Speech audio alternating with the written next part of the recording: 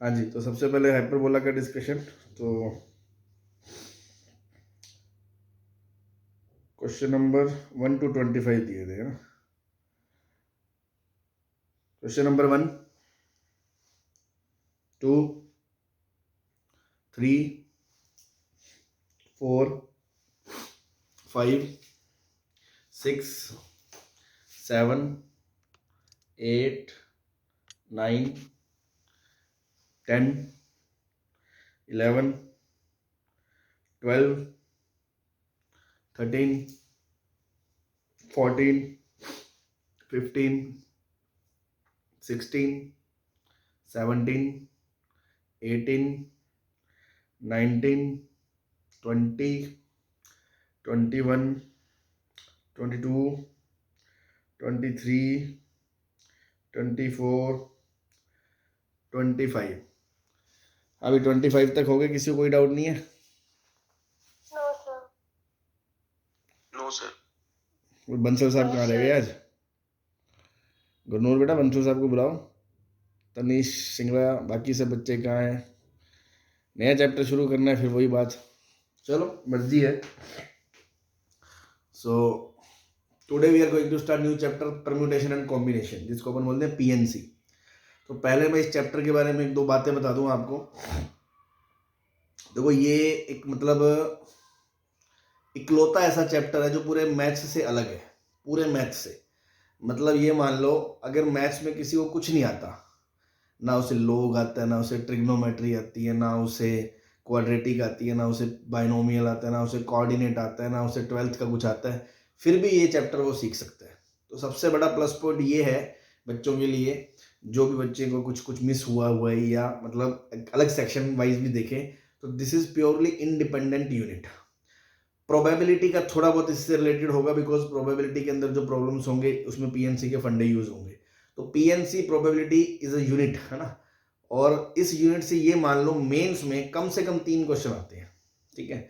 ज्यादा भले ही आ जाए, 25 में से 3 तो आते ही आते हैं। और इवन एडवांस में भी 3-4 क्वेश्चन आ जाते हैं, कोई भरोसा नहीं है 5 आ जाए।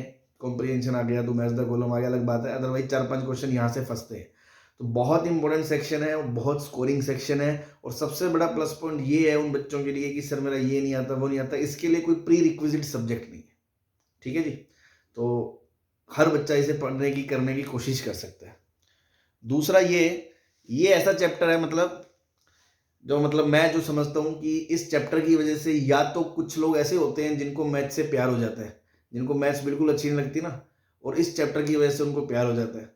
और या कुछ ऐसे होते हैं कुछ लोग कि इस चैप्टर को आगे जाके उन्हें महसूस होता है कि हाँ यार, ये चैप्टर के क्वेश्चन तो हमसे नहीं होते।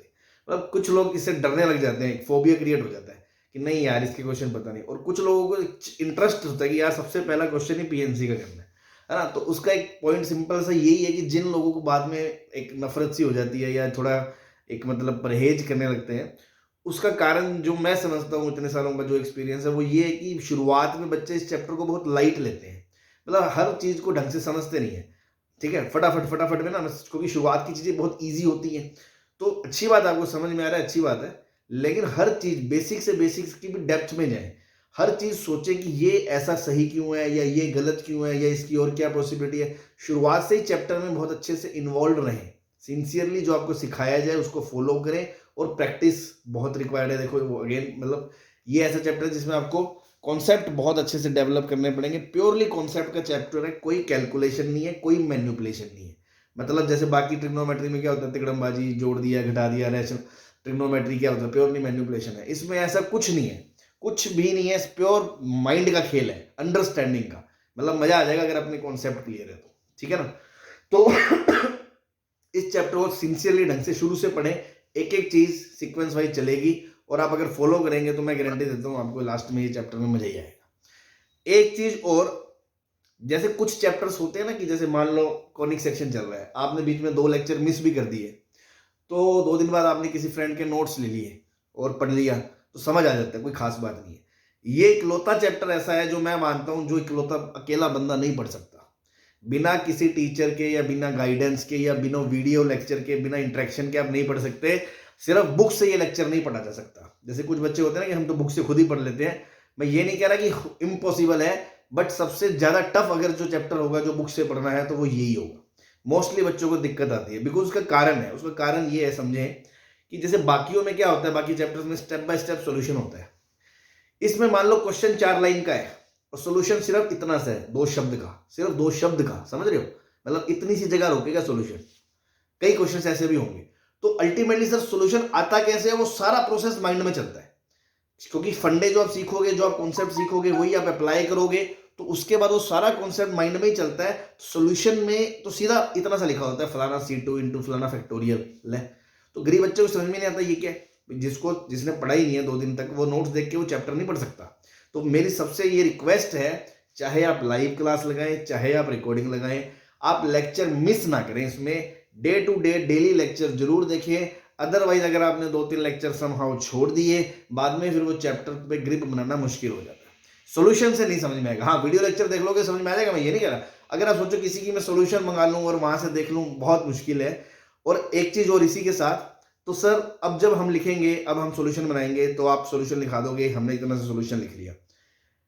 बहुत अच्छे बच्चे जिन्होंने समझ के सब कुछ करा, उनको तो देखो दिक्कत आती नहीं, बट फिर भी मोस्टली ये एक एवरेज बच्चा, जैसे मैं भी एक एवरेज बच्चा ही हूँ, कि अगर मान लो आज अपन 6 महीने बाद, 8 महीने बाद वो चैप्टर रिवाइज करने की कोशिश करते हैं, तो हमारे पास सॉल्यूशन में सब लिखा होता है, हमें हर चीज रिकॉल हो जाती है। इसके सॉल्यूशन में कुछ समझ में नहीं आता। तो ये मेरी एक पर्सनल रिक्वेस्ट है कि एक जो अच्छा स्टूडेंट होता है ना, वो क्या करता है, जो चीज सोच के हमने सॉल्यूशन लिखा है, समझ रहे हो मैंने क्या बोला, अभी इस क्वेश्चन के सॉल्यूशन में क्या सारा माइंड प्रोसेस होता है। तो जो भी आपके दिमाग में चीजें आई कि अच्छा मैंने ऐसा सोचा, इनको अलग अलग करना है, इस वजह से हमने ये किया, ये जो फलाना फलाना मैं 3-4 लाइनें बोल रहा हूँ ना, ये मेरे दिमाग में चलती है और मैं सॉल्यूशन लिख देता हूँ। लेकिन अगर आपको बाद में भविष्य में सोचो चैप्टर रिवाइज करना है और आपको लॉजिक याद ही नहीं है सर ने क्या लॉजिक लगाया था, तो जब भी कोई क्वेश्चन में आप नया लॉजिक पढ़े, मैं ये नहीं कह रहा हर क्वेश्चन में, जब भी किसी क्वेश्चन में आपको कोई नया कॉन्सेप्ट दिखाई दे, कोई नया लॉजिक दिखाई दे, या जहां मैंने ये बताया कि देखो इसको ऐसे सोच सकते थे बच्चे, लेकिन इसमें ये गलती है, इसको ऐसे नहीं करेंगे, इसको ऐसे करेंगे क्योंकि इसके अंदर एक एक्स्ट्रा केस काउंट हो गया, या इसके अंदर कोई केस कम काउंटेड है, तो जो सारा प्रोसेस है वो मैं ओरली डिस्कस तो किया करूंगा, बट वो वर्बली ऐसे लिखाया नहीं जा सकता हर एक चीज कि हाँ देखो इसमें ये है, इसमें ये। तो एक अच्छा स्टूडेंट क्या करता है कि जो भी टीचर के शब्द मुंह से शब्द निकला, अगर आपको समझ में आ गया, आपने साइड में उसका रेफरेंस लिख लिया एक शॉर्ट में, चाहे पंजाबी में लिखो, चाहे हिंदी में लिखो, चाहे इंग्लिश में लिखो, ताकि आपको ये कन्वीनियंट हो कि अगर आप 6 महीने बाद, 8 महीने बाद वो चैप्टर पढ़ते हो, उस चैप्टर में 100 क्वेश्चन है, 50 कॉन्सेप्ट है, तो मोस्टली आपको याद रहेगा, अच्छी बात है। लेकिन 2-4 अगर आप भूल गए, तो आपका साइड में आपने खुद की लैंग्वेज में एक रेफरेंस लिख रखा है, जो आपको पढ़ के समझ में आ जाएगा, अच्छा उस टाइम सर ने क्या सोच करवाई थी, क्या सोचा था कि ये सोल्यूशन किया था। बात समझ रहे हैं? सोल्यूशन अगर सिर्फ सोल्यूशन लिखोगे तो अभी तो मजा आएगा, लेकिन थोड़े दिनों बाद या थोड़े टाइम बाद हमें जब उसके रिवीजन की जरूरत पड़ेगी तो हमें दिक्कत आती है।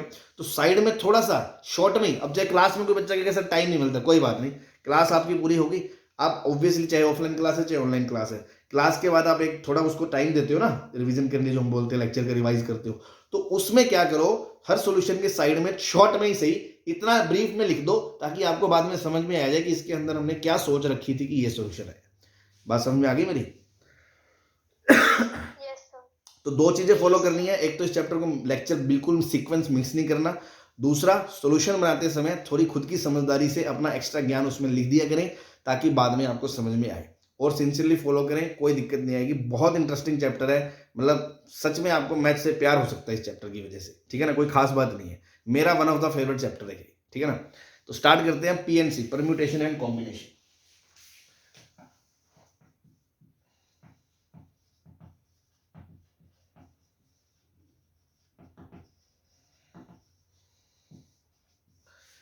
तो पीएनसी से आने से पहले हमें बेसिक फंडामेंटल सीखने पड़ेंगे। अभी हम पीएनसी शुरू नहीं कर रहे हैं, ना तो मैं आज की तारीख में आपको परम्यूटेशन का मतलब बताने वाला हूं, ना ही आज की तारीख में आपको कॉम्बिनेशन का मतलब बताने वाला हूं।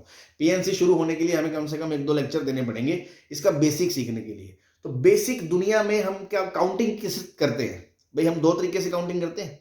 जैसे मान लो मैंने कहा 2 + 3 तो कितना हो गया 5, या हम बोलते हैं 2 को 3 बार जोड़ दो तो 2 × 3 तो क्या हो गया 6। तो बेसिक हमारे रूटीन लाइफ में 2 चीजें काम आती हैं, एडिशन और मल्टीप्लिकेशन।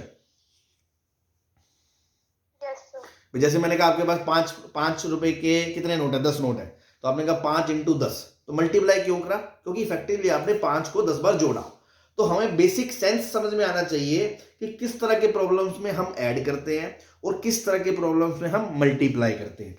तो बेसिक मतलब ये जो स्टार्टिंग है चैप्टर की वो यहीं से होती है, fundamental principle of counting. Heading डाले fundamental principle of counting.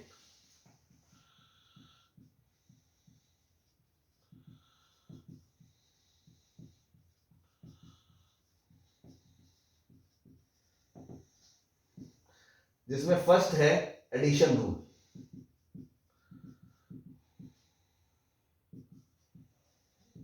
Addition rule, ठीक है।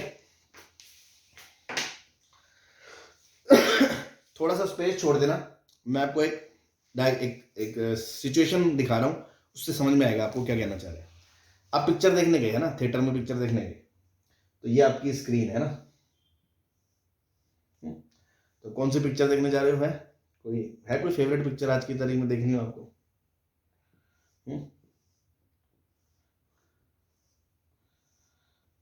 नहीं है? चलो मैं कोई ट्रेंडिंग पिक्चर बता दे। पुष्पा चल रही है आजकल, है ना? पुष्पा चल रही है ना, पिक्चर चल रही है पुष्पा, है ना? तो ये थिएटर है, थिएटर का स्ट्रक्चर कुछ ऐसा है। आपने टिकट विकेट ली बाहर से, आप पिक्चर देखने के लिए थिएटर के अंदर तो जाओगे ना, तभी पिक्चर देखोगे। तो दो तरफ से रास्ते हैं, ये मान लो राइट साइड है और ये आपकी लेफ्ट साइड है। आप यहां से जब टिकट लेके जाते हो, आप यहां खड़े हो, ठीक। इधर पे गेट है, गेट 1, गेट 2, और इधर पे 3 गेट है, gate 1, gate 2, gate 3।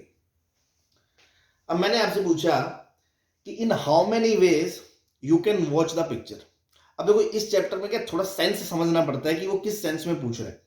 Watch the picture का मतलब ये नहीं है कि मैं अंदर जाके लेट के देखूंगा, या मैं बैठ के देखूंगा, या मैं 3 सीटों पे लेट के देखूंगा, या मैं किसके साथ देखूंगा, या मैं पॉपकॉर्न के साथ देखूंगा, या मैं लाल शर्ट पहन के देखूंगा, या मैं पीली पैंट पहन के देखूंगा, है ना? ये सब पॉसिबिलिटीज नहीं है।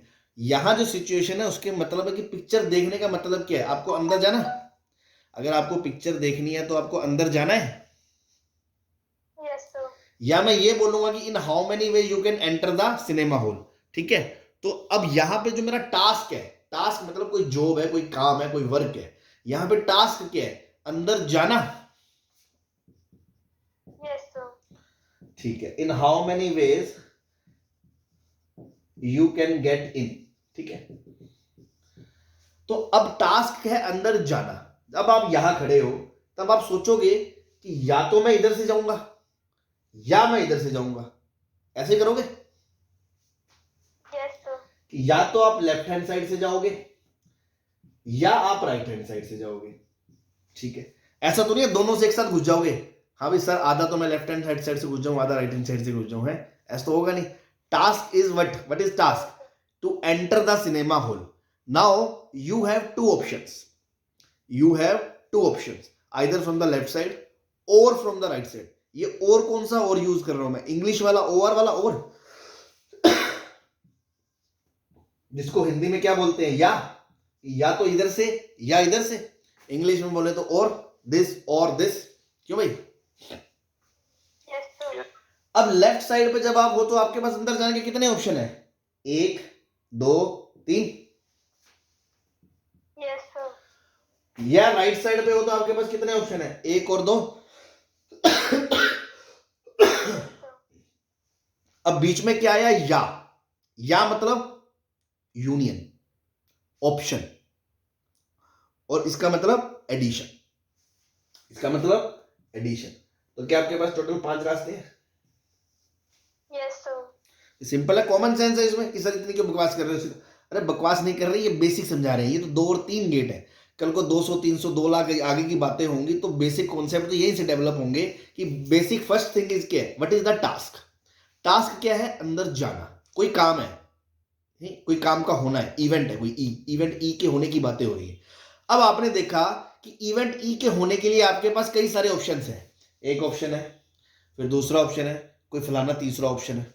फिर आपने देखा पहले ऑप्शन के अंदर 3 रास्ते हैं उस काम के होने के, दूसरे ऑप्शन के अंदर 2 रास्ते हैं उस काम के होने के, तीसरे ऑप्शन के अंदर 4 रास्ते हैं उस काम के होने के, और किसी भी रास्ते से चला जाऊं काम हो जाएगा?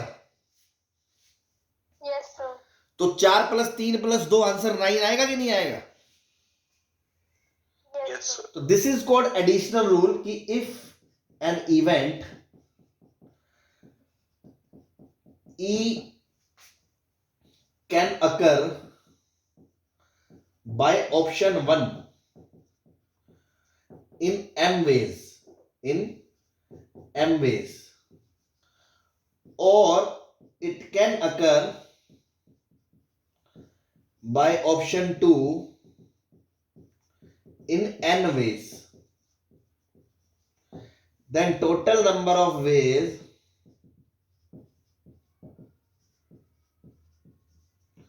of occurrence of E क्या होगा? m + n आपका आंसर होगा। Yes, sir. ये उसका एक एग्जाम्पल है। अब इसके अंदर अभी आपको दो बातें ध्यान रखनी है कि ये हमेशा वैलिड है क्या ये बात हमेशा वैलिड है? भाई मान लो मैंने कहा 3 रास्ते इधर है, 2 रास्ते इधर है, तब तो 3 + 2 5 हो गया। सपोज मैंने कहा एक रास्ता ऐसा जो दोनों तरफ से कॉमन है, तो आप उसको इसमें भी काउंट कर रहे हो, उसको इसमें भी काउंट कर रहे हो, तो आप उसको 2 बार काउंट कर रहे हो। Yes, sir. तो इफेक्टिवली टोटल में से मुझे एक बार घटाना पड़ेगा। Yes, sir. ये कुछ वैसी बात है, आपको सेट याद है, सेट ए यूनियन बी, या की बात हो रही है, ए यूनियन बी कि total number of option A plus total number of element in B minus total number of element A intersection B. लेकिन जब दोनों डिसजॉइंट है तो ए इंटरसेक्शन बी में कुछ होता नहीं है, तो सीधा ए प्लस बी के एलिमेंट जुड़ जाते हैं m + n। लेकिन अगर कुछ कॉमन है तो उसको घटाना पड़ेगा। Yes, sir. तो सबसे पहले इसी के अंदर note one, this formula is valid if option 1 and option 2 have no common way, if they have k ways common, then total ways कितने हो जाएंगे? m + n - k हो जाएंगे। Yes. सिंपल सी बात है। Yes, sir. नोट 2 इंग्लिश वाला, और मतलब कभी भी आपको कोई भी क्वेश्चन आए आप उसको समझें, उसको फील करें और आपको लगे कि काम होना है, काम होना या तो इससे हो तो भी काम हो जाएगा, या इससे हो, या आ जाए इंग्लिश का और आ जाए, इसका मतलब उसके अंदर ऑप्शन है इंक्लूड। ऑप्शन है मतलब एडिशन होगा। कोई भी तरीके से काम होने को बनता है और अलग अलग ऑप्शंस हैं, it means there is a option available, it means it has to be added. Addition rule का क्वेश्चन है। बात समझ में आई? Yes, sir. हाँ जी, ये नोट कर लिया तो चले आगे।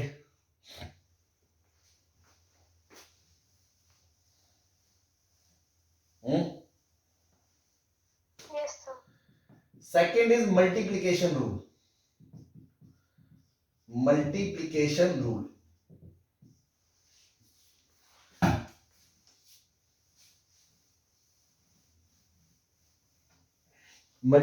रूल क्या कहते हैं, पहले समझ लें बेसिक से। अब मान लो ऐसा है कि मैंने आपसे क्वेश्चन ये नहीं पूछा इन how many way you can get in how many veg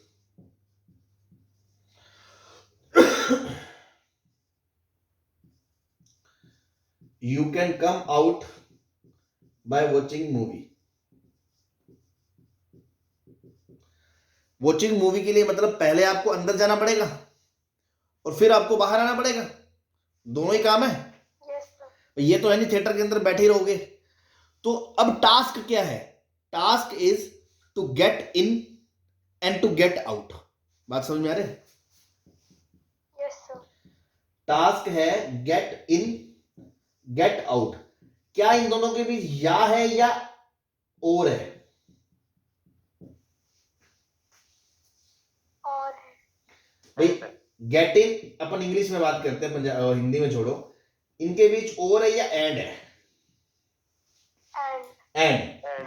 ये तो नहीं बोल सकते ना या तो अंदर चले जाओ या बाहर आ जाओ, इसका कोई सेंस होता है कि जब या तो अंदर चले जाओ या अब अंदर ही नहीं गए तो या बाहर आ जाओ, क्या मतलब है? या का मतलब दोनों में से कोई एक काम हो जाए, तो या का तो कोई मतलब ही नहीं है।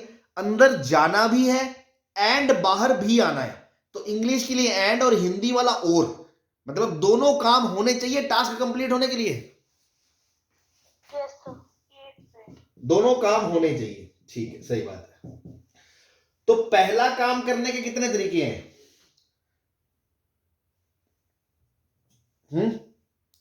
अंदर आने के कितने तरीके थे? 3 और 2 5 थे। Yes, sir. और जब आप अंदर पिक्चर देख रहे हो यहां बैठ के लेट के आराम से, उसके बाद जब बाहर आने लगोगे तो भी कितने ऑप्शन होंगे आपके पास? 5. क्योंकि उसने ऐसा तो कुछ कहा ही नहीं कि 3 gates are only for entry and 2 gates are for only exit, ऐसा कुछ नहीं कहा। यहां हर गेट से आ जा सकते हैं। तो बाहर आने के लिए कितने ऑप्शन है? 5 ऑप्शन अवेलेबल है। Yes, sir. ठीक, अब बताओ दोनों के बीच ऐड करूं या मल्टीप्लाई करूं? मल्टीप्लाई करें। मल्टीप्लाई करोगे, क्योंकि टोटल ऑप्शन 25 होंगे, 10 नहीं होंगे। क्यों भाई? हो सकता है आप गेट 1 से अंदर गए, फिर गेट 1 से बाहर आ गए, या गेट 2 से बाहर आ गए, या गेट 3 से बाहर आ गए, या गेट 4 से बाहर आ गए, या गेट 5 से। ऐसे ही हो सकता है आप गेट 2 से अंदर गए, फिर गेट 1 से बाहर आ गए, या गेट 2 से बाहर आ गए, या गेट 3 से बाहर आ गए, या गेट 4 से बाहर आ गए, या गेट 5 से। ऐसी G3 के लिए 5 ऑप्शन, ऐसी G4 के लिए 5 ऑप्शन, ऐसी G5 के लिए 5 ऑप्शन। तो पांचों को 5 पर ऐड करोगे तो इफेक्टिवली 25 ऑप्शंस बनते हैं। Yes, sir. अब ये तो 5 थे, मैंने ऐसे उंगलियों पे गिन लिया कि एक इधर से गया इधर आया। अब बड़े बड़े क्वेश्चंस में ऐसी चीजें नहीं होती हैं, तो आपको बेसिक समझना पड़ेगा कि सर पिछले में तो आपने 5 + 5 करा था, यहां 5 × 5 करा है। पूरे चैप्टर का बेसिक फील यही है कि बच्चों को आगे जाके यही समझ में नहीं आता कि सर यहां ऐड क्यों किया या यहां मल्टीप्लाई क्यों किया। तो उसी का बेसिक हम सिखा रहे हैं कि कभी भी टास्क होने के लिए एक ऑप्शन ये है, एक ऑप्शन ये है। इधर से जाओ तो भी काम होता है, इधर से जाओ तो भी काम होता है। दोनों के बीच या है, या इंग्लिश वाला और है, तो इसके वेज प्लस इसके वेज जोड़ दो, आपका आंसर खत्म। बट कॉमन नहीं होना चाहिए, कॉमन है तो घटा दो। लेकिन अगर जैसी सिचुएशन यहां है कि ये काम भी होना चाहिए और ये भी होना चाहिए, मतलब दोनों के बीच एंड है, तो उसके ऑप्शन इनटू उसके ऑप्शन, टोटल आंसर मल्टीप्लिकेशन से आएगा। 25 आएगा कि नहीं आएगा? Yes, sir. तो इसकी जो डेफिनेशन है वो ये लिख ले कि let an event E1 can occur in m ways and event E2 can occur in n ways, then total options of occurring E1 followed by E2 कितने होंगे? m × n होंगे कि नहीं होंगे? Yes, sir. लेकिन ये भी हमेशा वैलिड नहीं है। कोई बताएगा ऐसा कौन सा केस होगा जब सर ये वैलिड नहीं होगा?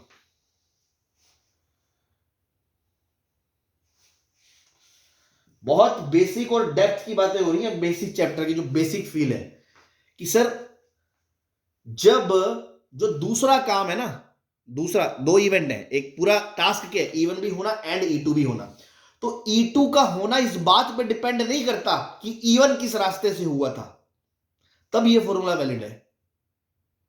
क्यों?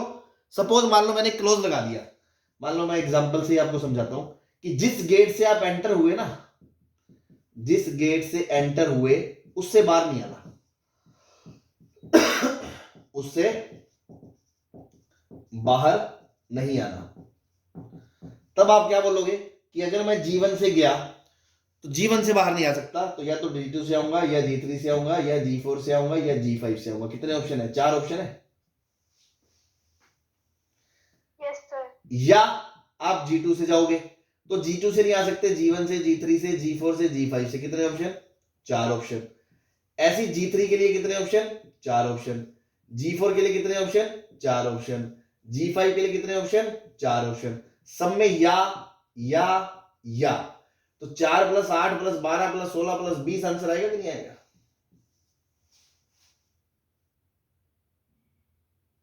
Yes, sir. उस केस में तो सर 5 × 5 25 नहीं आया। तो बेसिक समझे कि भाई दूसरा काम जो होना है वो इस बात पे डिपेंड नहीं कर रहा कि पहला कैसे हुआ था। जब ऐसा हो गया कि दूसरे का होना इस बात पे डिपेंडेंट हो गया कि पहला कैसे हुआ है, उस केस में हमें ऐसे अलग अलग केस बनाने पड़ेंगे। और केस कैसे बनाने पड़ेंगे? जिनमें कोई आउटकम कॉमन ना हो, क्योंकि फिर अगर कॉमन हो गया तो फिर वो घटाना पड़ जाएगा एडिशन रूल के हिसाब से। Yes, sir. और दो इवेंट के अंदर अगर कुछ कॉमन आउटपुट नहीं होता ना, तो उनको बोला जाता है म्यूचुअली एक्सक्लूसिव इवेंट्स। क्या बोलते हैं? Mutually exclusive events. तो नोट 1 यही है कि above formula is valid if E1 and E2 are independent events, एक दूसरे पे डिपेंडेंट नहीं करते। But if E2 depends on E1, then you have to make mutually exclusive cases। जैसा कि मैंने, उसके बाद आप ये एग्जांपल लिख लें, आपको पिक्चर समझ में आ जाएगी। सही है?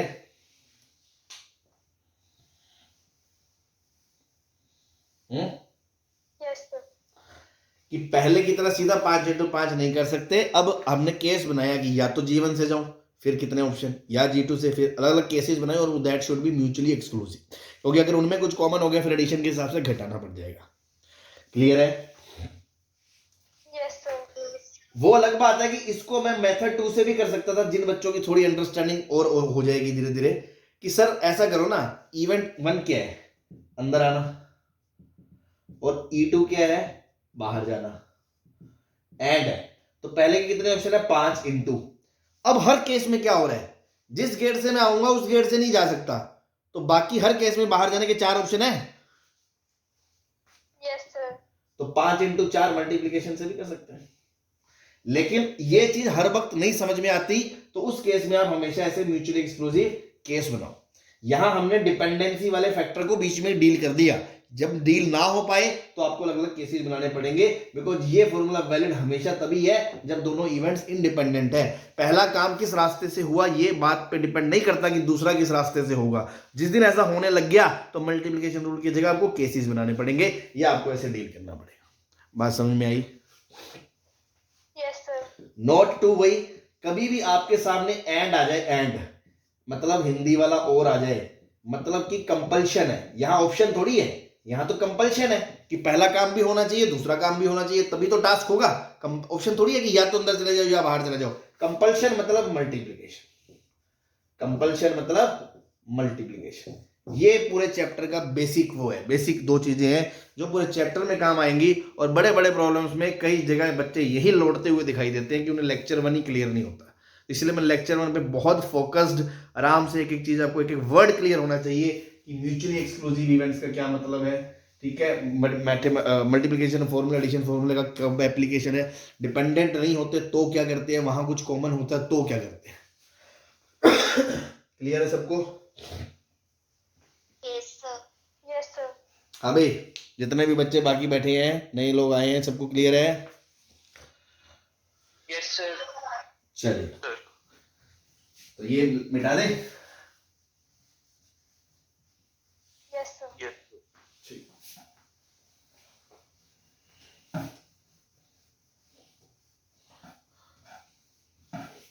इसी चीज को अपन एक एग्जांपल से और समझते हैं। एक सिचुएशन और लेते हैं जिसमें हम दोनों चीजें समझ पाए। एक एग्जांपल लेते हैं, एग्जांपल 2। ठीक है? अपन अभी कहाँ है? मान लो बठिंडा में है ना, बठिंडा में है।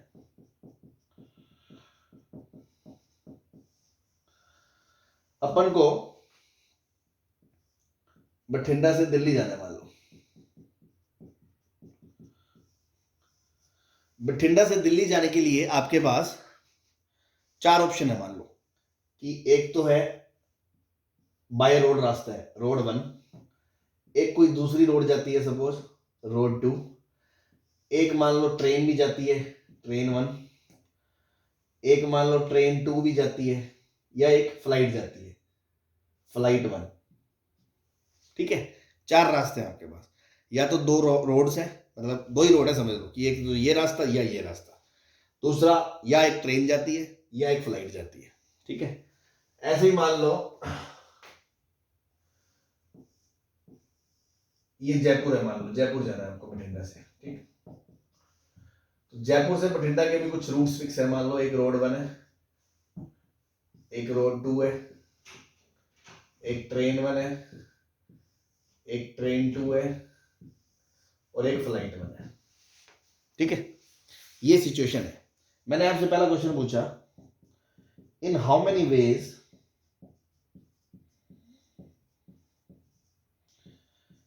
यू कैन लीव बठिंडा, ठीक है। मतलब क्वेश्चन क्या है, हम बठिंडा कितने तरीकों से छोड़ सकते हैं। मतलब ऑब्वियस सी बात है, हमें बठिंडा से बाहर जाना है, Yes, sir. तो बठिंडा से बाहर जाने तो हमारे पास 2 ही रास्ते हैं, या तो मैं जयपुर जाऊंगा या मैं दिल्ली जाऊंगा। Yes, sir.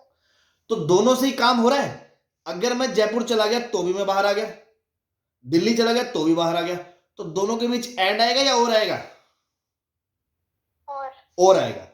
ये थोड़ी है कि दिल्ली भी चला जाऊं एंड जयपुर भी चला जाऊं, एक ही बंदा 2 जगह पे क्या चला जाएगा भाई। थोड़ा कॉमन सेंस भी है कि बाहर जाना या तो इधर चले जाओ या इधर चले जाओ, ठीक है।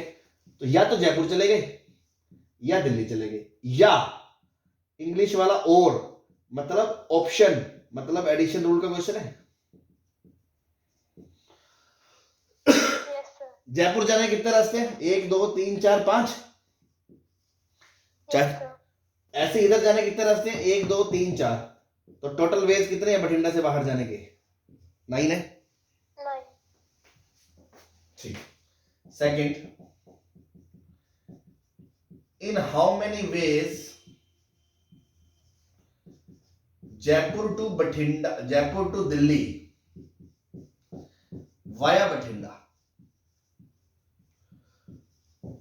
मतलब जयपुर से दिल्ली जाना है लेकिन जबरदस्ती है कि बठिंडा ही जाना है। कोई मान लो सीधा रास्ता भी होता तो उस पर नहीं जाना, बठिंडा होके ही जाना है, ये कंडीशन है।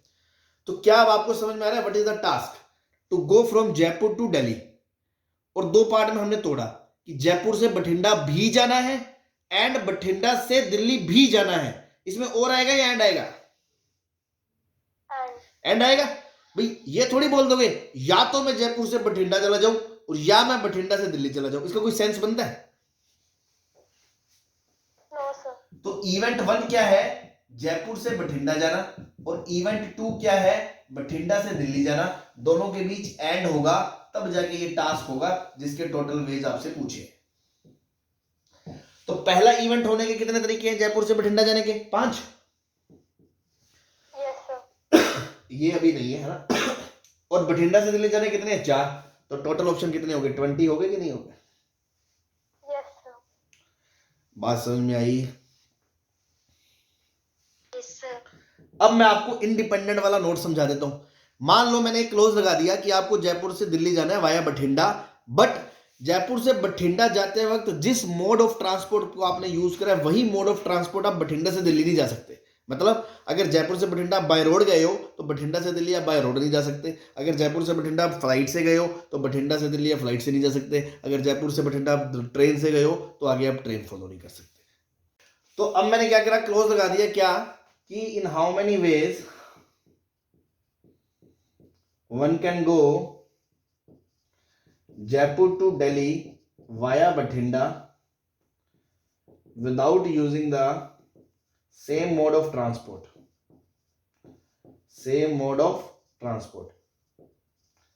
तो अब आप सीधा नहीं बोल सकते कि 5 × 4। अब यहां पे मल्टीप्लिकेशन रूल फेल हो गया, क्योंकि अब जयपुर से बठिंडा आप किस रास्ते से आए हो उस रास्ते पर डिपेंड करता है कि आगे जाने के कितने तरीके हैं। समझ में आ रहा है? Yes, sir.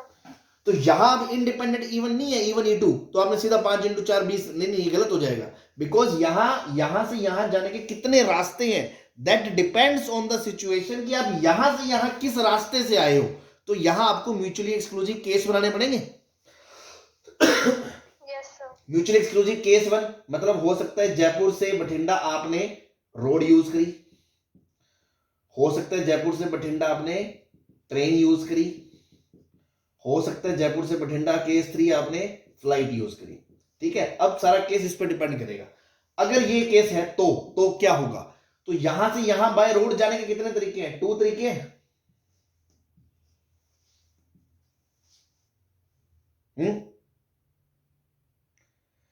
जयपुर से बठिंडा जाने के 2 Yes, तरीके sir. हैं। हाँ, अब आप बठिंडा पहुंच गए। अब आप बठिंडा से जब दिल्ली जा रहे हो तो आप रोड तो यूज कर ही नहीं सकते, तो आपके पास कितने ऑप्शन है, 2 ही ऑप्शन है। Yes, sir. Yes, sir. तो टोटल ऑप्शन कितने हो गए, 4। अगर आप ट्रेन से आते हो तो यहां से यहां तक ट्रेन के आने के कितने ऑप्शन थे, 2। और आगे फिर ट्रेन पे जा नहीं सकते तो ट्रेन को छोड़ के कितने ऑप्शन बचते हैं, 3। Yes, sir. 6। फ्लाइट से आते हो तो एक ही ऑप्शन था, आगे फ्लाइट से नहीं जा सकते, फिर 3 ऑप्शन, तो 3। तो अब ये केस 1, केस 2, केस 3, ये वाले जो केसेस है बेटा, क्या ये ऐड होंगे या मल्टीप्लाई होंगे। Sir, I don't. Multiply. ए देखो आगे ना फंस गए ना, जवाब दोनों आ गए। तो वही जिन लोगों ने मल्टीप्लाई बोला वो ध्यान से सुने, अभी भी आपको क्लियर नहीं हुआ। What is the task, Jaipur से दिल्ली जाना बट वाया बठिंडा। केस 1 से अगर मैं काम कर रहा हूं तो भी मेरा काम हो रहा है, केस 2 से करता हूं तो भी मेरा काम हो गया, केस 3 से कर रहा हूं तो भी मेरा काम हो गया। There is option between case 1, case 2, case 3, and whenever there is option you have to use addition. तो दिस प्लस दिस तेरा आएगा आंसर, समझे। Yes, Yes, yes, sir. sir. जिसने मल्टीप्लिकेशन बोला था उसको समझ में आ गया। Yes, sir. हाँ, तो बहुत ही बारीक चैप्टर है ये, मतलब आपकी दिमाग की नसें खोल देगा आगे जाके जब आप लेवल्स, मतलब अलग अलग लेवल के क्वेश्चंस देखोगे। बट शुरुआत बेसिक से ही होती है, इसीलिए इस चैप्टर में बता रहा हूं, ज्यादा उड़ने की कोई जरूरत नहीं है, ज्यादा भागने की जरूरत नहीं है। बेसिक से जो पढ़ाया जा रहा है उसको बहुत क्रिस्टल क्लियर होना चाहिए कि हाँ ये क्यों गलत है, ये क्यों सही है। अगर फंडे आपके सही है ना, आपने क्वेश्चन अगर 4 भी कर लिए, कम कर लिए, कोई फर्क नहीं पड़ता। इस चैप्टर में आपके कॉन्सेप्ट में दम होना चाहिए। रट के क्वेश्चन 100 कर लिए, 101 में क्वेश्चन में भी अटक जाओगे, बिकॉज वहां दिक्कत, ठीक है ना। तो थोड़ा सा सिंसियरिटी से कॉन्सेप्ट पे ध्यान दें, बिकॉज प्योर माइंड का गेम है, इसमें कहीं कोई एनालिटिकल मैच तो चाहिए ही नहीं। चले भाई आगे चले। Yes, yes. तो ये बेसिक चीज हो गई कि एडिशन कब करना है, मल्टीप्लिकेशन करना है। 1-2 चीजों से मैंने आपको बता भी दिया। अब 1-2 नोट और जो पूरे चैप्टर में काम आएंगे, जो मैं शुरुआत में क्लियर कर दूं, जिसको लेकर बहुत ही तकलीफ रहती है। अक्सर बच्चों की छाती में छेद ही रहता है, अरे यार ये क्या हो गया, आंसर मेरा 24 आ रहा है, पीछे 12 दिए, मेरा 12 आ रहा है, पीछे 24 दिए, कभी घट जाता है, कभी बढ़ जाता है, लफड़ा क्या है। तो बहुत सी चीजें होती हैं, धीरे धीरे आपको समझ में आएंगी। बट एक नोट तो लिख ही लें, इन मल्टीप्लीकेशन रूल,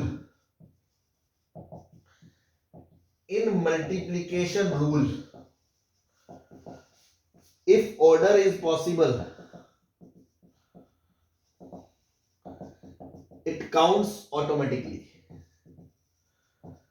तो कईयों को समझ में नहीं आया होगा क्या कहना चाह रहे हैं, मैं भी समझाता हूँ बहुत अच्छे से एग्जांपल लेके। आप तो ये मान लो एक क्लास है आपकी, है ना, आपकी क्लास है, उसके अंदर 4 लोग बैठे हैं, ठीक।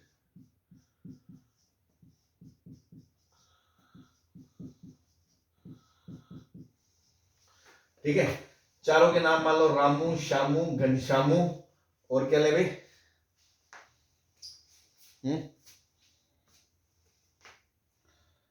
रामू, श्यामू, घनश्यामू के साथ चौथा बनता है क्या कोई,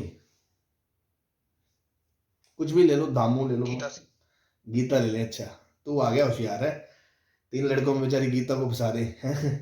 धामू, ठीक है, रामू, श्यामू, घनश्यामू, धामू, 4 लड़के हैं क्लास में।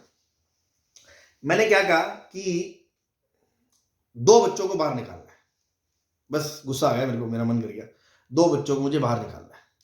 तो कितने तरीकों से 2 बच्चों को बाहर निकाला जा सकता है, ध्यान से सुनना। Question is in how many veg.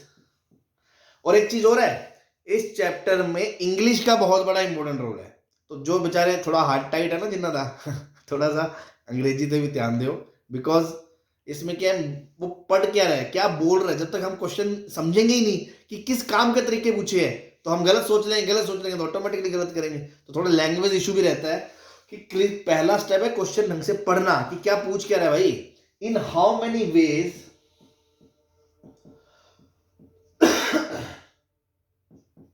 2 students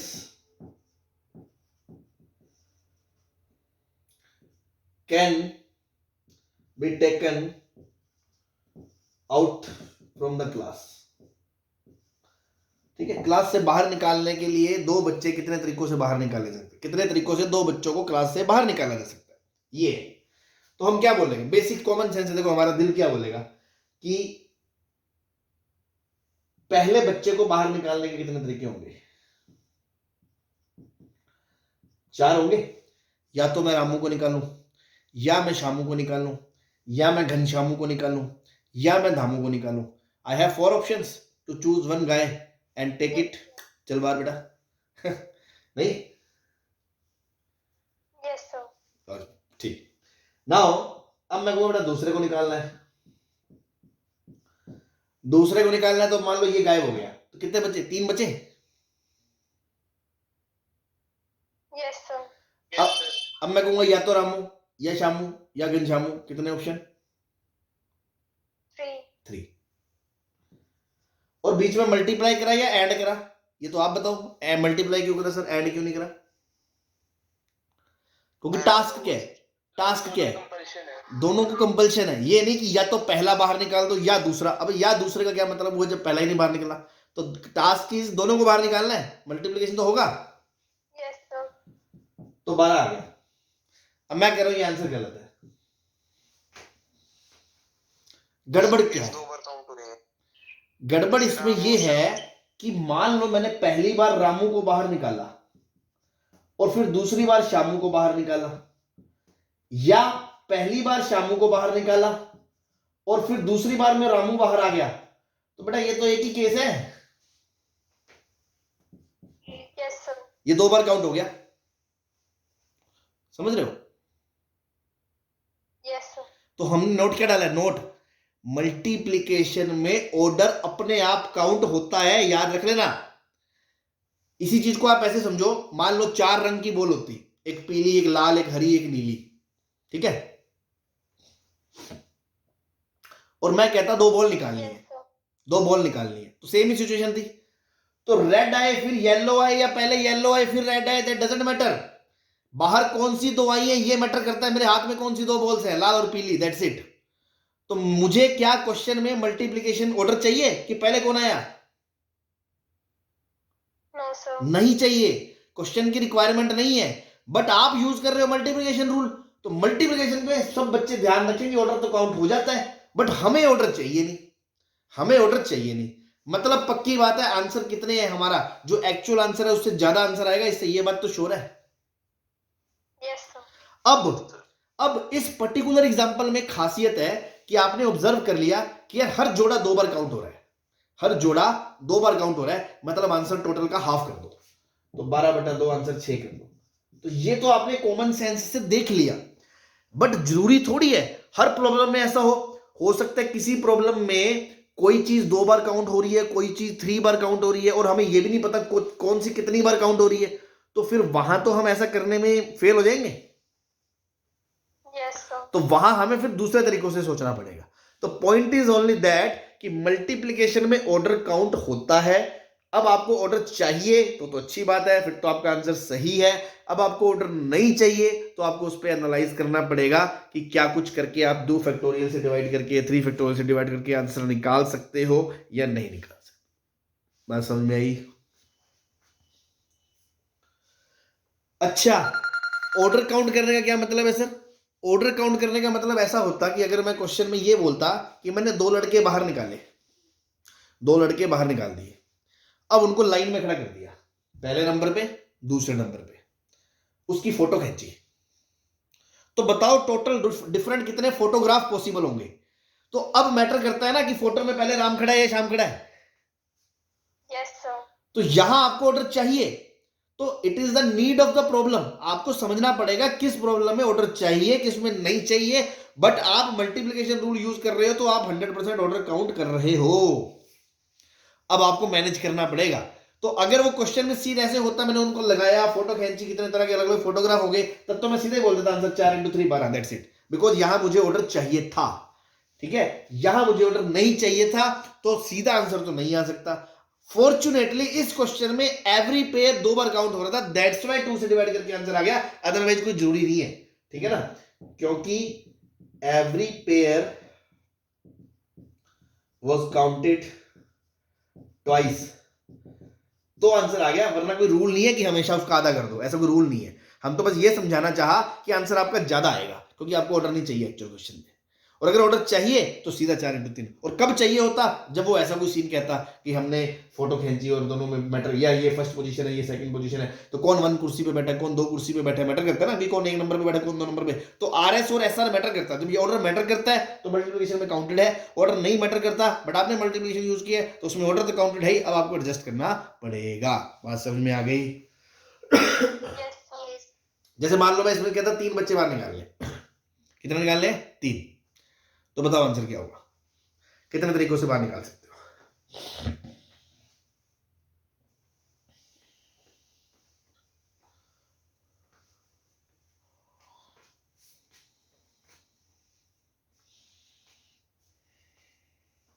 sir question क्या है? यही है, इन how many veg 3 students can be taken out,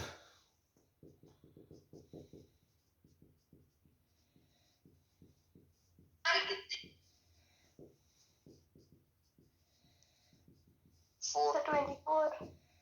अब देखो जो ये 4 वाले हैं ना, ये ओवर स्मार्ट बन रहे हैं, ये शायद बस बहुत कम नंबर इसलिए गिन के इन्होंने आंसर बता दिया, मान लो 100 होता, 100 बच्चे हैं सर 100C3 क्या, अब तो फिर पढ़ के आया बेटा चैप्टर, या तो नहीं सर, ये बाइनोमियल में बताया था। अच्छा हाँ बाइनोमियल वाला तुझे याद रह गया, वेरी गुड, है ना, तो मैं उस बात पे भी आऊंगा, C3 की बात अभी मैं ले नहीं रहा, C2 की बात अभी मैं कर नहीं रहा, बिकॉज अभी मैं फंडामेंटल काउंटिंग सिखा रहा हूँ, अभी कॉम्बिनेशन की बात नहीं कर रहा, हाँ मैं उस पर भी आऊंगा, अभी पहले तो वो 24 वाला बच्चा जिसने आंसर दिया वो एकदम सही, दिल से हाथ पे आपको पहली बार में आंसर यही आएगा, लेकिन इतना भी पता होना चाहिए 24 गलत है, क्यों, पहली बच्चे को निकालने कितने तरीके 4, दूसरे को निकालने कितने तरीके 3, तीसरे को निकालने कितने तरीके 2, तो 24 आ गया, लेकिन आप जब पिछला क्वेश्चन समझा चुके हैं तो आप ये भी तो समझो यार, हो सकता है यहां राम श्याम घनश्याम हो सकता है यहां राम घनश्याम श्याम हो सकता है यहां घनश्याम श्याम राम हो सकता है घनश्याम राम श्याम हो सकता है यहां पे श्याम घनश्याम राम हो सकता है श्याम राम घनश्याम हो, ये 6 के 6 चीजें तो सेम ही है, Yes, sir. अल्टीमेटली इन 6 के 6 केसेस में क्या कॉमन है कि बाहर 3 लोग कौन आए, राम श्याम एंड घनश्याम, अब वो किस लाइन में खड़े हैं ये थोड़ी मैटर करता है कि पहले कौन आया दूसरा कौन आया तीसरा कौन आया, लेकिन मल्टीप्लिकेशन आपने करा तो उसमें ऑर्डर काउंट हो गया, तो यहां पे आपने अगर कॉमन सेंस से देखा कि 3 लोगों का जो अरेंजमेंट होता है, मैंने आपको थोड़ा सा बाइनोमियल में सिखाया था कि 3 फैक्टोरियल एन फैक्टोरियल का मतलब क्या होता है, n चीजों का एक लाइन में अरेंजमेंट होता है, n फैक्टोरियल बताया था, Yes, sir. तो 3 चीजों का फैक्टोरियल कितने तरीकों से हो सकता है, 3 फैक्टोरियल से, मतलब हर एक केस कितनी बार काउंट हो रहा है, 3 फैक्टोरियल टाइम्स, Yes, sir. तो एक्चुअल केसेस के लिए 3 फैक्टोरियल से डिवाइड करोगे तब जाके आंसर आएगा 4, बात समझ में आई। Yes, sir. या दूसरा रास्ता जो इन्होंने कहा कुणाल जी ने, लेकिन वो मैंने अभी इसलिए नहीं बोला, खुशहाल ने जो वो इसलिए नहीं बोला क्योंकि कुछ बच्चे कहेंगे सर सी क्या है हमें पता ही नहीं, आपने तो कहा, तो वो बाइनोमियल में मैंने बताया था, हालांकि इस चैप्टर में भी फॉर्मली बताएंगे सब कुछ, बट फिर भी जिसको इतना पता है कि एनसीआर का मतलब होता था एन डिफरेंट में से आर चीजों को चुनने का तरीका, याद है, यस तो 4 में से आपको 3 लोग सिलेक्ट ही तो करने हैं, ये थोड़ी मैटर करता है कि पहले कौन दूसरा कौन, तो सीधा 4C3 Yes, sir. आंसर कितना 4, लेकिन अभी मैंने एनसीआर सिखाया नहीं था इसलिए मैं एनसीआर पे बात नहीं करना चाहता था, वो तो आपने छेड़ दी इसलिए आपको बता दिया, अभी भूल जाओ एनसीआर, अभी तो जस्ट हम बेसिक काउंटिंग सीख रहे हैं, when to add and when to multiply, and if we multiply then order counts automatically, अब प्रॉब्लम में ऑर्डर चाहिए तो अच्छी बात है, नहीं चाहिए तो जैसे यहाँ 2 फैक्टोरियल यहाँ 3 फैक्टोरियल से एडजस्टमेंट हो रहा है तो अगर पॉसिबल है तो करो, लेकिन बहुत से केसेस ऐसे भी होंगे जहां कुछ प्रॉब्लम 2 से हो रहे होंगे, कुछ 3 से हो रहे होंगे, कुछ 4 से हो रहे होंगे, तो वहां चीजें ऐसे नहीं होंगी, फिर वहां अलग तरीके होंगे, बट आपको ये समझना पड़ेगा कि आपका आंसर गलत है, वो एक्सेस आ रहा है क्योंकि आपने ऑर्डर काउंट कर लिया है, बात समझ में आई। Yes, sir. अदरवाइज सी वाला कॉन्सेप्ट जानते हैं समझते हैं या जो बाद में जान जाएंगे फिर तो बहुत सिंपल है, हमें ऑर्डर नहीं चाहिए, हमें बस चीजें चुननी है, you have to just select, it doesn't matter कि किस ऑर्डर में सिलेक्ट हुआ है, तो 4C3 आंसर आ गया 4, पिछले में 4C2 तो आंसर आ गया 6, सही है। तो बहुत ही इंपॉर्टेंट नोट है, पूरे चैप्टर में जगह जगह बखियां उधेड़ेगा, आपकी छाती में दर्द होगा कि हमारा आंसर कम क्यों है, ज्यादा क्यों है, तो वहां यही चीजें बेसिक यही काम में आता है। ठीक है भाई, आई होप आपको समझ में आ गया होगा। चले आगे। Yes, sir.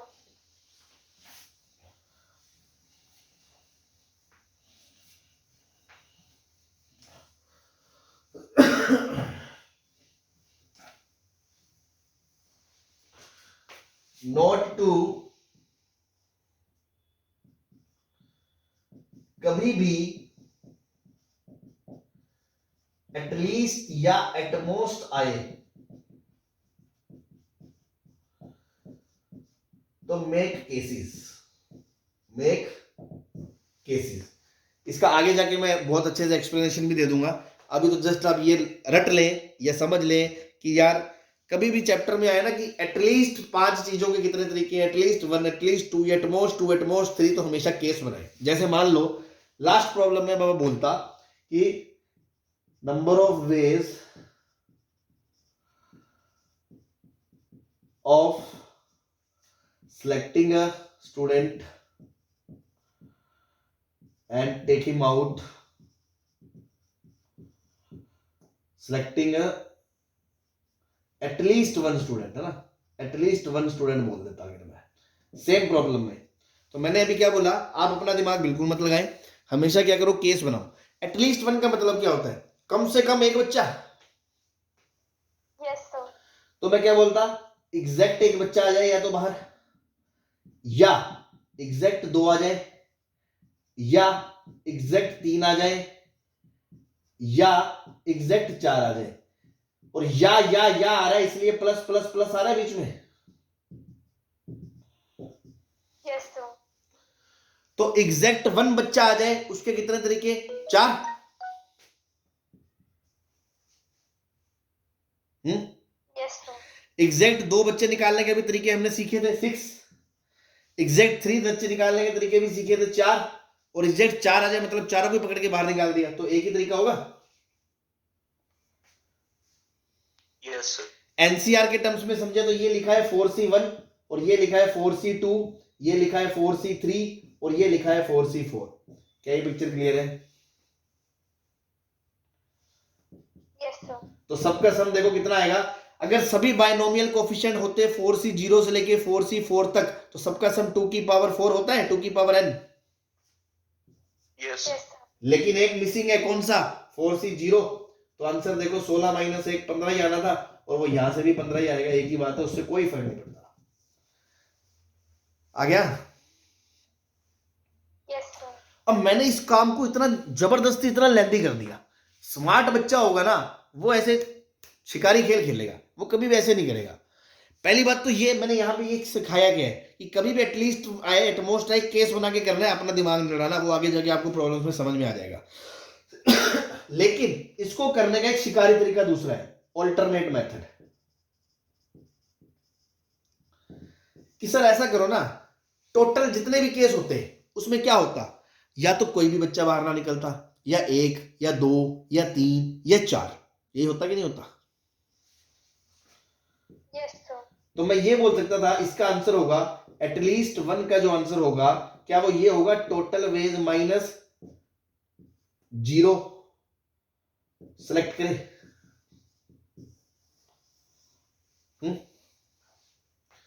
टोटल में से कोई बच्चा बाहर नहीं निकाला, वो वाला केस घटा दो, तो कम से कम 1 2 3 4 सारे केस आ गए बाहर। Yes, sir. अब टोटल कैसे निकालेंगे? टोटल के लिए आप ये सोचो, 4 बच्चे आपके सामने, बच्चा 1, बच्चा 2, बच्चा, या मतलब राम श्याम घनश्याम थे, राम श्याम घनश्याम और दामू। तो रामू को मैं बाहर निकालूं या ना निकालूं, मेरे पास कितने ऑप्शन है? 2। शामू को बाहर निकालूं या निकालूं, ना निकालूं, 2। ऐसे इसके 2, ऐसे इसके 2। टोटल ऑप्शन की बात करेंगे तो 2 की पावर 4 16 होंगे कि नहीं होंगे? Yes, sir. तो 2 की पावर 4 माइनस, कोई भी बच्चा बाहर नहीं निकाला, कोई भी बच्चा बाहर नहीं निकालने का भी एक तरीका तो है। Yes, sir. ये मत बोलना कि कोई भी बच्चा बाहर निकालने के 0 तरीके हैं। कोई भी नहीं निकालना इज ऑल्सो ए तरीका, 4C0। ठीक है ना? तो 1 आंसर आ गया 15। Yes, sir. तो ऐसे लेंदी जाने की बजाय हम ऐसे दूसरे तरीके से उसकी गर्दन मरोड़ सकते थे कि इसमें हमें 5 केस निकालने पड़ रहे हैं, यहां टोटल में से बस 1 केस घटा दो, सीधा आंसर आ गया। This is called bijection rule, bijection rule, ठीक है? तो पॉइंट नोट 2 में हम ये भी लिख सकते थे, बाइजेक्शन रूल सीखा हमने। बात समझ में आ गई? Yes, sir. ये जो 4 चीजें बताई है ना, ये बेसिक 4 पिलर है, समझ लो पीएनसी के।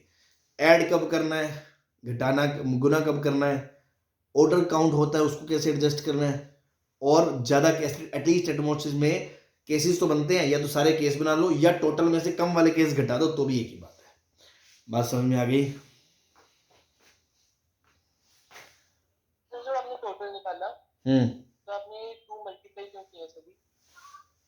भाई आप ये सोचो ना कि हर बच्चे के बारे में सोचूंगा तो सही ना, ये थोड़ी सिर्फ पहले वाले को सोच के मैंने छोड़ दिया, निकालूं या नहीं निकालूं, बाकी तीनों के बारे में बात ही नहीं करूंगा। मुझे हर बच्चे के बारे में बात करनी पड़ेगी, तो हर एक के पास 2 ऑप्शन है, तो टोटल ऑप्शन तो 16 ही है ना। या आप ऐसे समझ लो, ओके सर। कोई भी नहीं निकाला, 4C0 1 निकाला, 4C1 2 निकाला, 4C2 4C3, तो टोटल तो 16 ऑप्शन है ही। Yes sir. उसमें से एक वो जब कुछ नहीं निकाला तो 15 हुए। Okay sir. ठीक है, तो बहुत ही फंडामेंटल बेसिक थ्योरी पे बात करी है हमने, कुछ ज्यादा लंबी चौड़ी हाईफाई बातें नहीं करी, बट यही जो चीज काम आएगी आपके, ये चीजें अगर आपकी कमजोर रह गई तो थोड़ा फिर डामाडोल बड़े क्वेश्चन में आगे जाके होने लग जाता है। तो थोड़ा सा ढंग से एक एक चीज को क्लियर रखें। अभी भी कोई डाउट है किसी को पूछ ले, नहीं तो अपन आगे चलें, थोड़े हल्के फुल्के प्रॉब्लम्स शुरू करें। चले? Yes sir. चलो,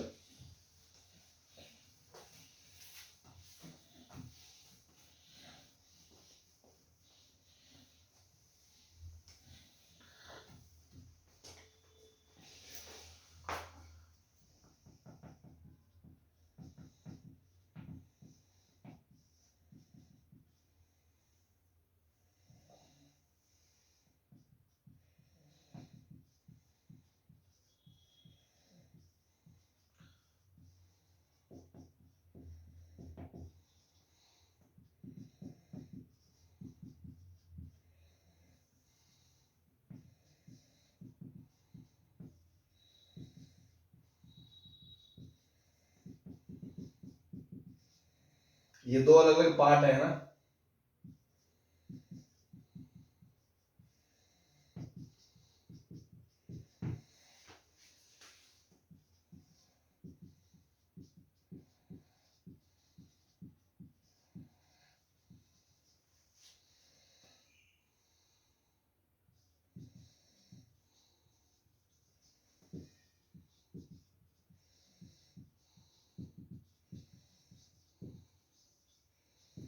हाँ जी, तो सबसे पहला क्वेश्चन क्या है कि कितने आउटकम आएंगे अगर 4 सिक्कों को उछाला जाता है। सिक्का मतलब कॉइन, मतलब हेड और टेल वाला।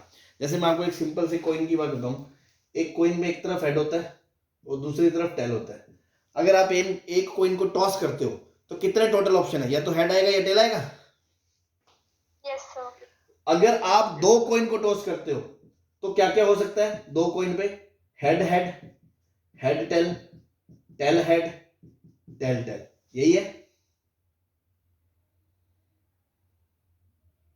सर एक टेल टेल। Yes, sir. अरे वो तो मैंने रिपीट कर दिया, हाँ ठीक है ना। 3 कॉइन होंगे तो क्या होगा, हेड हेड हेड, एक टेल, वो हो सकता है तीसरे नंबर पे आए, हो सकता है दूसरे नंबर पे आए, हो सकता है पहले नंबर पे आए, या 2 टेल तो फिर हो सकता है हेड तीसरे पे आए, हो सकता है हेड बीच में आए, हो सकता है हेड पहले आए, या तीनों टेल। यही पॉसिबिलिटीज होंगी भाई। 3 हेड इन तीनों में, 2 हेड 1 टेल इन तीनों में, 1 हेड 2 टेल, और इन तीनों में 3 टेल। यही पॉसिबिलिटीज है।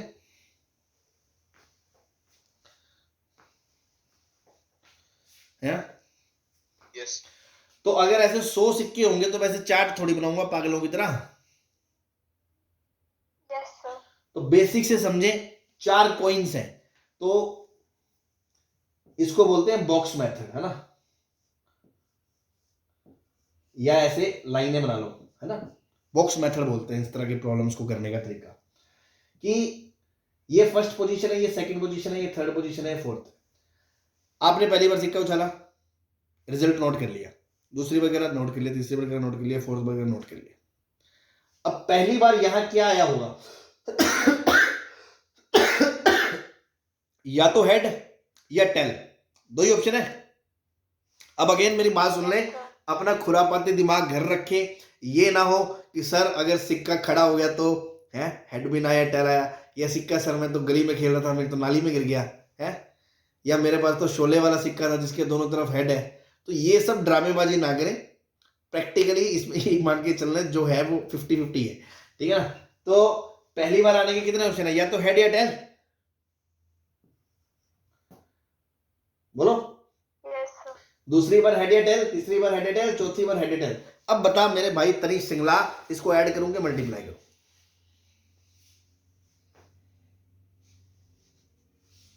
Sir multiply. क्यों?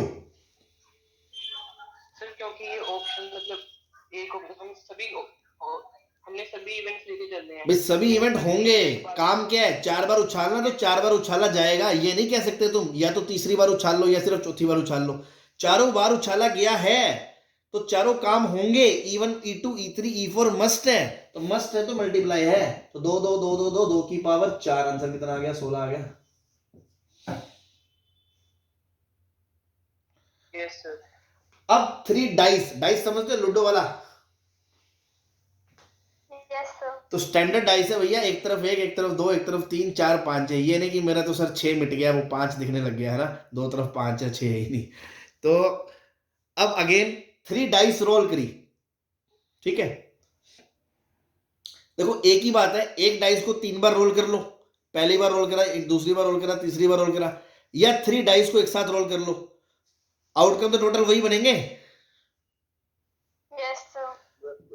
तो आप ये सोचो 3 नंबर लगे हुए डाइस पे, तो पहली डाइस पे क्या आएगा? कितने ऑप्शन? 6. दूसरी पे? क्या दूसरी डाइस पे आना इस बात पे डिपेंड करता है कि पहली डाइस पे क्या आया था? है मैं तो सर बगल वाली डाइस पे देखूंगी क्या आया, फिर मैं अपने डाइस पर नंबर बताऊंगी, है ऐसा है क्या कि वो शिल्पा के कितने नंबर आए फिर मैं देखूंगी मेरे नंबर कितने हैं? तो भैया डाइस आपस में नहीं पूछेगी, एक डाई दूसरे डाई से नहीं देखेगी कि यार इसके कितने नंबर आ रहे हैं, फिर मैं उस हिसाब से मेरा रूट बदलूंगी। इसने 6 ले आया तो मैं भी 6 लाऊंगी, इसने 1 लाया तो मैं 2 लाऊंगी, इससे ज्यादा ही लाऊंगा। ऐसी कोई डिपेंडेंसी नहीं है। दैट्स वाइड उसके m वेज है, उसके n वेज है, तो सीधा m इंटू n लग जाएगा। अगर खुदा ना खास्ता डिपेंडेंसी कर दी कि भैया दूसरी डाइस पे वो नंबर आएगा जो पहली डाइस पे नहीं होगा, आया होगा वो तो नहीं आ सकता, तो फिर चीजें बदल जाएंगी। समझ रहे हो मेरी बात? Yes, sir. तो दूसरी डाइस पे आने के 6 अपने तरीके हैं, तीसरी डाइस के खुद के आने के 6 अपने तरीके हैं। उसका कोई फर्क नहीं पड़ता उसको कि बगल वाली डाइसों पे क्या आया है। इससे अच्छा तो डाइस बन जाओ, इंसानों से अच्छा तो है। तो टोटल ऑप्शन कितने हो गए? 206. वो ठीक है जो भी है, 6 की पावर 3 हो गए। Yes, sir. अब सभी बच्चों से एक मेरा बम्पर क्वेश्चन है, और सभी बच्चे, हर साल तो ऐसा ही होता है कि सारी जनता तो कभी सही आंसर देती नहीं है, क्या पता तुम्हारी क्लास दे दे। तो ये क्वेश्चन है, मैं पढ़ देता हूं, मैं एक एक करके पूछूंगा, बीच में जीत ना करें। इन how many veg 6 rings can be Warne in 10 fingers? मतलब 10 उंगलियां हैं, अंगूठे को भी उंगली मान लो, अंगूठे में भी जा सकती है, और 6 आपके पास अंगूठियां हैं। तो हिंदी में बोले तो कितने तरीकों से 6 अंगूठियों को 10 उंगलियों में पहनाया जा सकता है? ठीक है, अब मेरे पास ऑप्शंस आ रहे हैं। पहला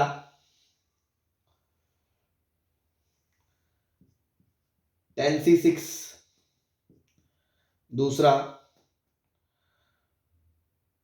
6 की पावर 10, तीसरा 10 की पावर 6,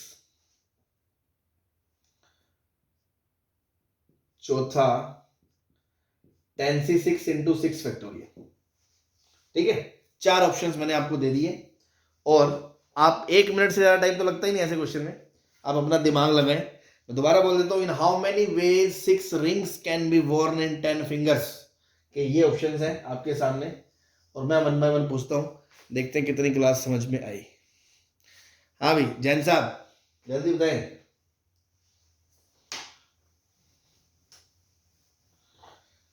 देखो मैं एक इंसान से एक ही बार पूछूंगा, बीच में फिर ना बोले। जैन साहब नहीं जवाब देना आपने?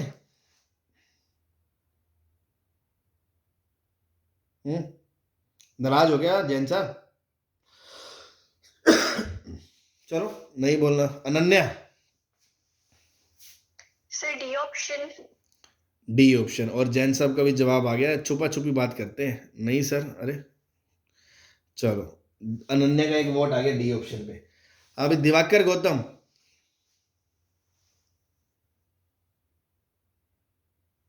इतना टाइम नहीं है यार, तुम तो लुगाइयों की तरह टाइम लिए जा रहे हो। दृष्टि कर? B option. B option. A option. Drishti? Sir C option. C option. हाँ भाई Gurnoor? D option. D option. Husanpreet? Sir D. D पे 3 वोट आ गए। खुशहाल?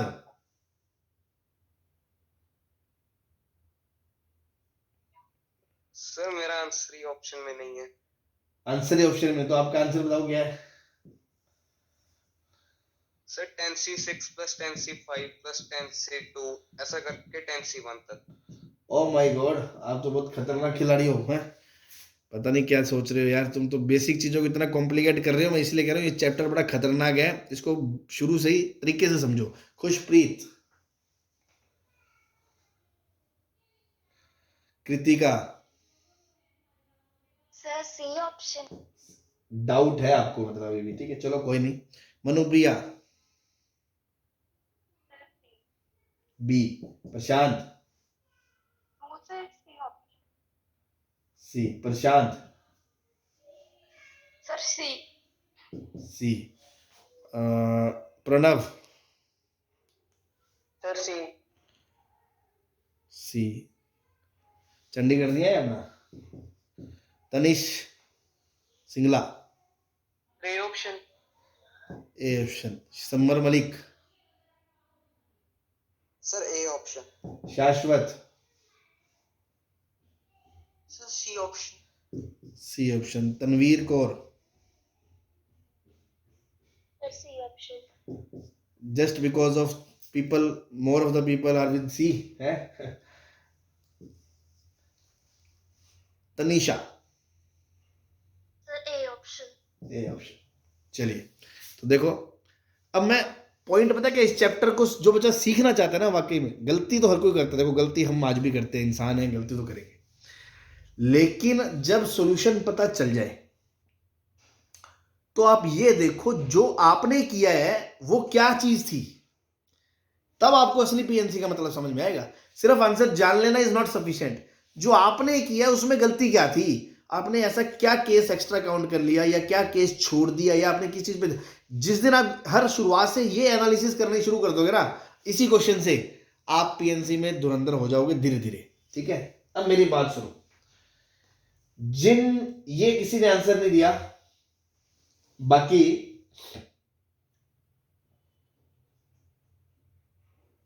ये बहुत बच्चे आंसर देते हैं। तुमने पता नहीं क्यों नहीं दिया, तुम ही में से देंगे आगे जाके, मैं बताऊंगा। पता नहीं ये किसी ने नहीं दिया। सबसे इंटरेस्टिंग ऑप्शन ही था। मुझे तो ये था कि आंसर इन दो में से ही आएगा, लेकिन तुम लोग तो थोड़े ज्ञानी ज्यादा ही निकले, है ना। पहली बात तो ये, जो बच्चे 10C6 कह रहे हैं वो थोड़ा ना प्रैक्टिकल सा हो रहे हैं, वो उनके दिल को चोट लगने वाली है। वो ये सोच रहे हैं कि एक उंगली में एक ही अंगूठी जाएगी। ये कहीं नहीं कहा गया इसमें कि एक उंगली में एक ही अंगूठी बनानी है। अब तुम ये मत कहना कि सर देखो ये पागल हो, अरे लोग डालते नहीं है कि एक उंगली में 3-3 अंगूठियां हैं। तो पहली बात तो यहां इस क्वेश्चन में ये कहीं नहीं कहा गया, या आप अपने दिल पे पत्थर रख के मान लो कि पीएनसी में ऐसा होता है लैंग्वेज के अकॉर्डिंग। इसमें नहीं कहा गया कि एक उंगली में एक ही अंगूठी जाएगी, तो 10C6 का तो खेल ही खत्म हो गया। 10C6 तो उन बच्चों ने किया ना कि 10 में से 6 उंगलियां चुन ली, तो ये गलत हो गया। लेकिन चलो जिन बच्चों ने ये भी करा ना, उससे हिसाब से सही आंसर डी बनता था। कम से कम उनकी सोच तो सही थी, तरीका तो सही था। क्योंकि 6 जब उंगलियां चुन ली, अब आपके पास 6 उंगलियां हैं, 6 अंगूठियां हैं, किसको कौन सी दूं वो भी तो मैटर करेगा। मिडिल फिंगर को रेड वाली दूं या इसको ऑरेंज वाली दूं, तो 6 फैक्टोरियल भी आएगा सही मायने में। तो जिन बच्चों ने ये अगर इस क्वेश्चन में ये बोल दिया जाए ना कि एक उंगली में एक से ज्यादा रिंग नहीं आ सकती, तो उसका आंसर होगा 10c6 इंटू 6 फैक्टोरियल। तो जिन बच्चों ने ये सोचा कम से कम उन्होंने करा तो सही है, बट वो बस इस चीज को नहीं समझ पाए कि एक से ज्यादा भी ले सकते हैं। ये करना तो गलत हो गया। ये तो भैया पता ही नहीं मेरे भाई ने क्या करा, ये मुझे पर्सनली मिले अलग से, क्या सोचा उन्होंने। ये क्या चाहते हो, 10 में से 6 चुन लो, 10 में से 5 चुन लो, क्या है ये? आप इसके बारे में सोचना, इसमें बहुत सारे केसेस ओवर काउंटेड होंगे, आपको समझ में नहीं आ रहा। अभी आप छोड़ो इसको, आप प्रैक्टिकल बात पे हो। अभी तो आप मुझसे अलग से डिस्कस करना है इसमें, पूरी क्लास में तो क्या ही करें क्योंकि आपका वीआईपी आंसर है। अब इन दोनों की बात करते हैं। ज्यादातर बच्चे इसी में कंफ्यूज होते हैं, 6 की पावर 10 या 10 की पावर 6। तो बेसिक से सोचो, आप उंगली को उठा के अंगूठी में पहनाने वाले हो क्या अंगूठी को उठा के उंगली में पहनाने वाले हो? अंगूठी को उठा के, प्रैक्टिकल सी बात है। रिंग को उठाएंगे, सामने मेरे पास ऐसे 10 फिंगर्स है ना, ऐसे टांग, वो अपने जाते हैं ना ज्वेलर्स की दुकान पे, ऐसे 2 हाथ खड़े होते हैं ना, ऐसे ऐसे। आपने पहली अंगूठी अपने हाथ में ली, आपने देखा किस में डाल दो, कितने ऑप्शन आपके पास? 10। Yes sir. फिर आपने दूसरी अंगूठी ली, फिर आपने देखा कितने ऑप्शन है? 10। ये नहीं सोचना कि एक में 6 कैसे आएंगे, वो छोड़ो। फिर तीसरी अंगूठी ली, कितने ऑप्शन है? 10 ऑप्शन। 10। तो पहली, दूसरी, तीसरी, चौथी, फिफ्थ, सिक्स्थ रिंग के पास 10 option into 10 option into 10 option into 10 option into 10 option into 10 option, 10 की power 6 is the correct answer. अब जो बच्चे 6 की पावर 10 करते हैं, मैं वो भी बता दूं वो क्या करते हैं, और वो गलती जान ले, बहुत बड़ी गलती है ये, हर बच्चा करता है शुरुआत में। वो क्या करते हैं, वो उंगली को पकड़ लेते हैं। वो कहते हैं पहले उंगली पकड़ ली और इसको अंगूठी देते हैं। कौन सी अंगूठी दें? कितना रास्ते? 6। दूसरी को 6, तीसरी को 6, चौथी को 6, पांचवी को 6, छठी को 6, तो 6 की पावर 10 कर देते हैं। पर उसमें गलती क्या है? उसमें आप ये भी कर रहे हो कि 10 की 10 अंगूठियां, 10 की 10 फिंगर एक ही उंगली को, रिंग को साइन कर रहे हो। भैया आपके सामने 6 रिंग थी, आपने पहली उठाई, आपने कहा इन 6 में से ये ले ली, फिर दूसरी उंगली उठाई, उसको भी यही दे दी, तीसरी को भी यही दे दी, चौथी को यही, पांच। अबे 10 की 10 उंगलियां तुमने एक ही रिंग में घुसा दी। ब्रेसलेट है क्या, मतलब हथकड़ी है क्या कि 10 की 10 एक में आ गई? तो ये चीजें करना गलत है। तो प्रैक्टिकली सोचो, रिंग को उठा के उसमें देखो कितने ऑप्शन है, 10 10 10 10 की power 6, this is your correct answer. ठीक है, आज के लिए बहुत हो गया, तो इसको पढ़े समझे, कल की बातें कल से कंटिन्यू करते हैं। Okay, thank you.